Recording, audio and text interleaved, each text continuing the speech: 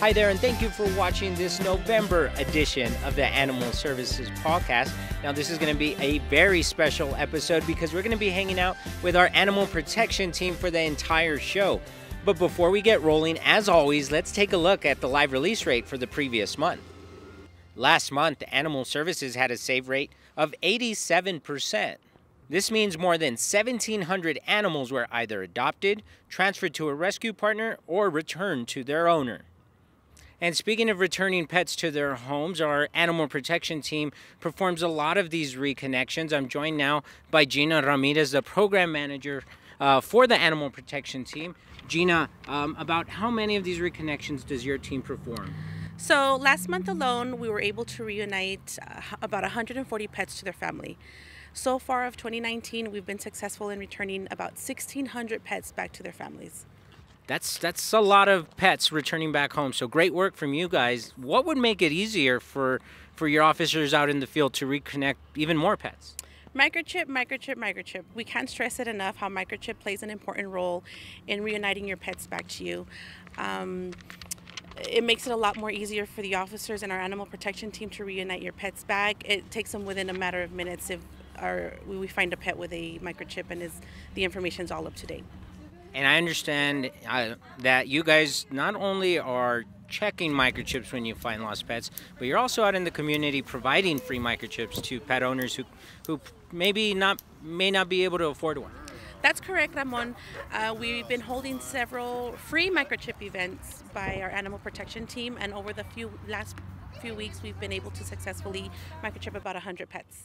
I'm glad you mentioned that because we're going to go ahead and pop up several upcoming microchip dates. I'm going to go ahead, but while we have these dates up, also discuss a few of the misconceptions about microchips. I've heard people say that they think they're GPS trackers. They are not. And people that think that the microchip is a painful process, and they're not really any more painful than a typical vaccine. What are some of the misconceptions you've heard? So yes, a lot of citizens think that a microchip is a GPS tracker, which it's not. A microchip essentially is a small chip that is coded with an identification number, and it will be registered with us or the microchip manufacturer. And once we enter it into the system, we're able to pull the owner's information and give them a call, let them know that we have their pet with us. Good stuff. Gina, thank you so much. We'll hear from you later on in the episode. Any last minute thoughts when it comes to microchips? Please microchip your pets. Get in the microchip, microchip. Yes. It's as simple as that. But again, we're going to take a look at those dates again and times for our next free microchip event that our animal protection officers organize and go out to all parts of the community to provide free microchips. Again, there is no charge at all. We just ask that you bring your well-behaved dogs on a leash and any cats in a secured carrier. For dates of other upcoming events, go ahead and like us on Facebook. We post all of our events on social media, and we also answer any questions you may have. Well, dogs and cats are not the only animals that can go wandering into neighborhoods. The borderland has its fair share of wildlife that can end up in your yard. Animal Services and Texas Parks and Wildlife do respond to many kinds of wildlife calls, but here are a few tips to help prevent these visitors from coming onto your property or just ways to keep your family safe. First, do not leave any pet food out overnight. If your pets have finished eating, pick up their bowls. Oftentimes, animals like foxes and skunks will jump into yards to eat any leftover dog or cat food.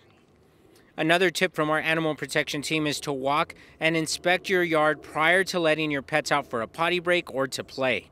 Snakes and other wildlife can make their way into the corners of your property or the just main parts of your property, leading to your pets possibly being attacked. And the last thing to keep in mind is that wildlife has been found in all parts of the city, not just along the Franklin Mountains as most would think. So with that in mind, be aware of your surroundings. And if you come across any wildlife, Animal Services and our animal protection team want to remind you to keep your distance and be calm. Wildlife is completely normal for our region, but if you do see that wildlife is posing an immediate danger, please call 311. The holiday season is also right around the corner, and we want to make sure that you keep your pets in mind. We're going to send it over to Michelle, who's with one of our senior officers, who's going to share some pet holiday tips. Michelle? Thanks, Ramon. So I'm joined here by Officer Ortiz. So Officer Ortiz, tell us a little bit about the dangers that the holidays bring our four-legged friends. As we know, Thanksgiving is mainly about the food, which is the best part. But yeah, we got to take into consideration that it's best that we keep away the food, the sweets, the snacks away for the dogs. Keep them with their normal diet. If you want to give them a treat, by all means, go ahead and give them a treat, but make sure it's for a pet. Anything off the table, might irritate a dog's stomach, or upset their stomach. So those are some great tips. And what about holiday guests? Those can be a problem for pets too, right? Oh yes, most definitely. The reason, I guess, it will stress out a dog. Anxiety starts to settle in, because if the dog's not used to a large amount of people, they get tense. So we recommend a safe place, a quiet place. Also, it's recommended that with large amount of guests, there's a possibility that someone's going to leave one of the doors open or something. So it's really important to then have your pet microchipped, right? No, definitely microchip.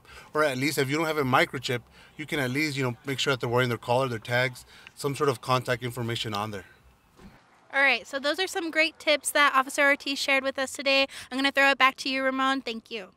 Thanks, Michelle. We're back here with Gina Ramirez, the program manager for the Animal Protection Division of Animal Services. Gina, you have lots of years working in the field. Talk to the public a little bit about what it's like working out there as an animal protection officer.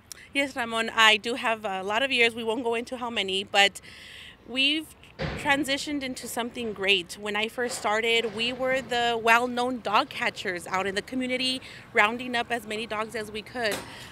We've now become the engagement officers. My animal protection officers are out there engaging with our community, helping them with resources that we can, and just helping them, educating them, and aiding them in being a more responsible pet owner.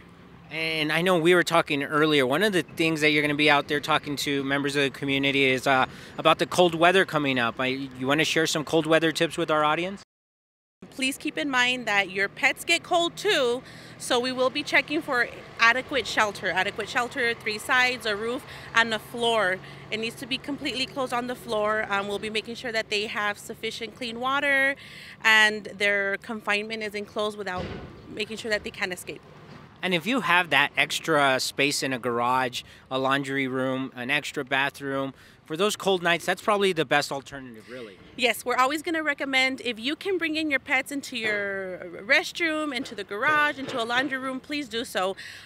Even go buy a pop-up kennel, leave them in your living room, and let them stay warm with you. Gina, those are definitely some good tips with the cold weather coming around. That pretty much does it for us on this episode. We want to thank you and your team for giving us this behind-the-scenes look and letting the public know all the good stuff you guys are doing out in the field. Any last-minute comments or words for the audience? Yes, I want to encourage the community to please microchip your pets and stay safe out there. Again, we want to thank you also for being a friend and a partner to Animal Services, and how we end every episode. We're going to say it one more time. Together, we will save more lives.